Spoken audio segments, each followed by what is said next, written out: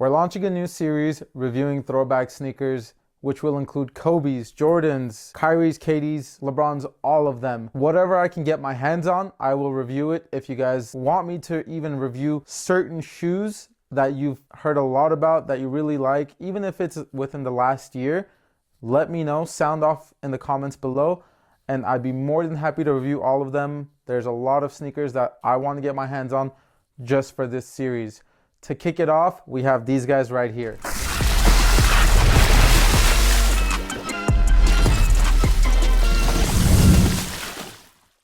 What's up guys, Vinny here with SneakrTweakr, and today we have the performance review on the PUMA MB.01. These sneakers were one of the most hyped sneakers, not of last year, but the year before.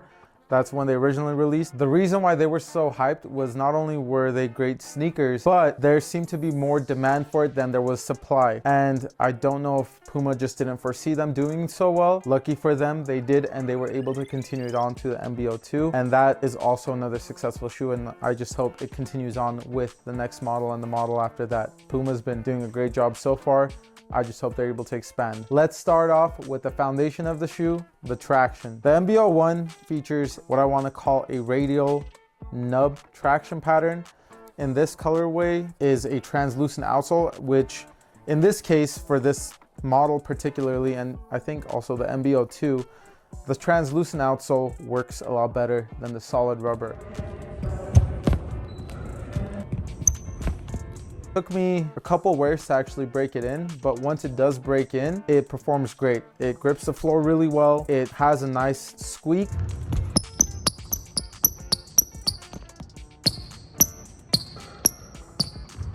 And dust is super easy to wipe off. These things also seem pretty durable.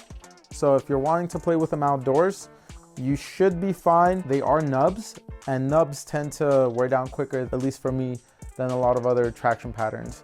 So take that with a grain of salt.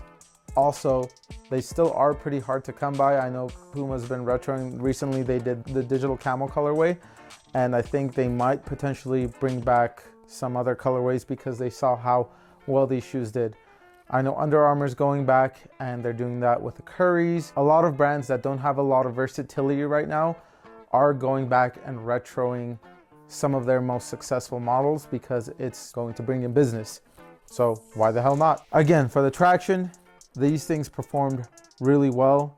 Just give it a couple wears, it'll break in, it'll do great. And I would stick to the translucent outsole. If you guys are wanting to get these, you're gonna have to potentially look on the resale market, or if they have some of the digital camo ones left in stock, go after those. For the cushion, the MB.01s feature nitro foam, which honestly gave me great step-in comfort, and it was also still pretty low to the ground. There was more than enough impact protection. My legs felt fresh after every session that I've played in these, and even now it's not bottomed out. So this cushion has lasted quite a while. I'll still go back to these shoes every now and again just because I love the way they feel. They're super comfortable. They have adequate impact protection, and it's not going to be bouncy, but it does have more of that kind of, I don't want to say super plush, but you do have a nice bit of compression, especially in the heel.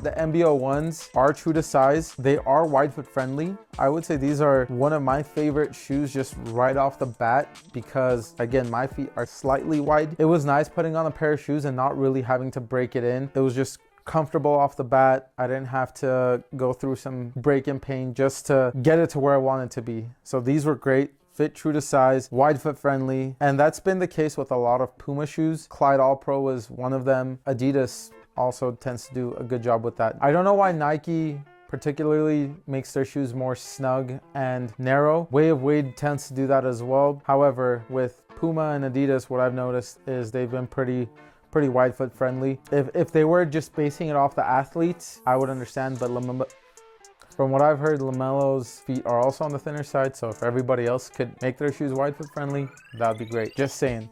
Nike, this is especially to you. You guys used to have wide foot options for a good amount of your shoes, and if you guys can bring that back, that would be awesome. So, ball's in your court. For support and lockdown, the MB.01s provided honestly great support. Lockdown was amazing. I didn't have any issues with heel slippage, anything like that.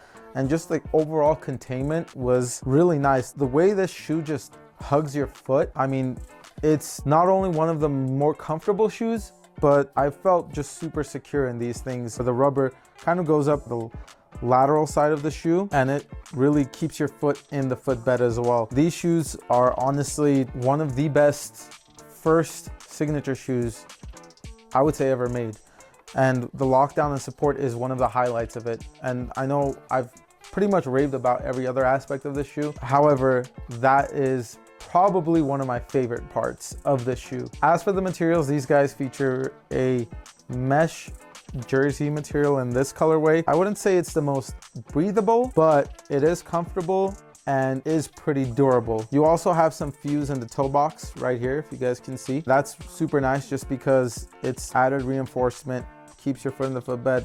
Plus, if you're doing toe drags and whatnot, it's going to keep that toe box overall more durable. I don't really have any complaints. If you guys are wanting more breathability, these aren't going to be the best shoes, but you do have these kind of, I guess, perforated areas in the tongue where it helps a little bit. Again, it's not something that bothered me, but I know a lot of people prefer lighter shoes or more breathable shoes. Every aspect of it, they did well. I had no complaints. Overall, these shoes were amazing. Again, one of the best first signature shoes that I've tried. They do retail for $120.